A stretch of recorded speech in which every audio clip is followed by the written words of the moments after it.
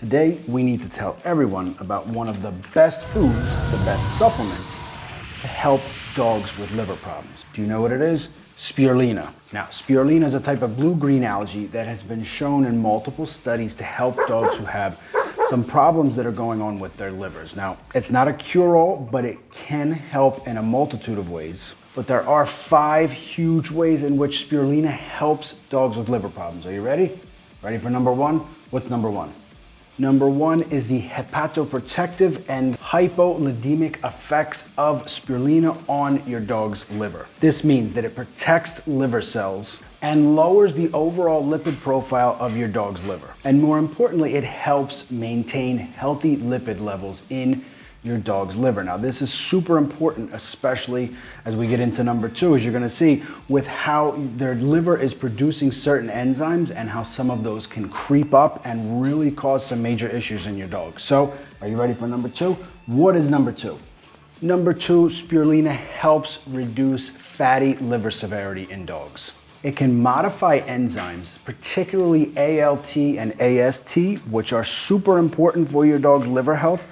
It lowers oxidative stress and it improves, again, lipid profiles. And all of these work to help reduce the severity of fatty liver disease, non-alcoholic fatty liver disease. Obviously, hopefully our dogs are not drinking on the weekend. Studies show that spirulina can actually have some of the same effects as medications for this problem without some of the nasty side effects.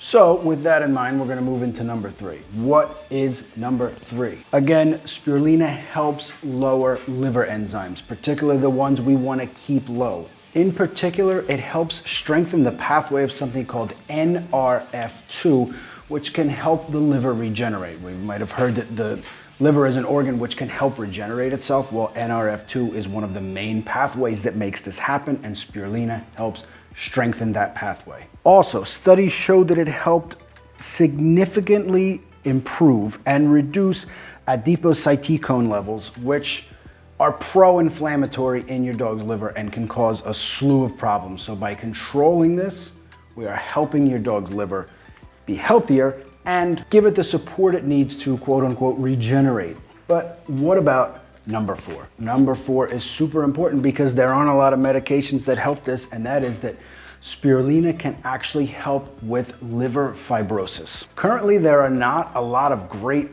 therapies to help combat liver fibrosis.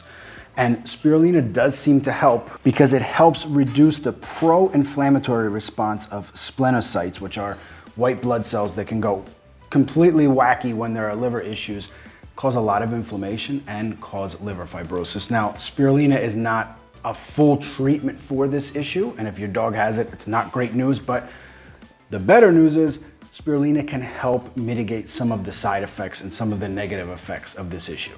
What about number 5? Number 5, spirulina helps scavenge heavy metals. Now, if you have a senior dog who is on chemotherapy or any sort of medication therapy that's gonna leave heavy metals behind in their body, this is super important. Also, we don't want those heavy metals accumulating in the liver. We wanna get them out. We don't want them in the kidneys either. So it can help scavenge and give heavy metals the boot out of your body. Now, spirulina is usually given in powder form. It pairs super well with bone broth, especially homemade, vitamin C, which you should be getting from some of the other foods in your dog's diet, and omega-3 fatty acids, which also help with liver health. All of these things together can hopefully have a significant improvement in your dog's liver enzymes and your dog's liver tests.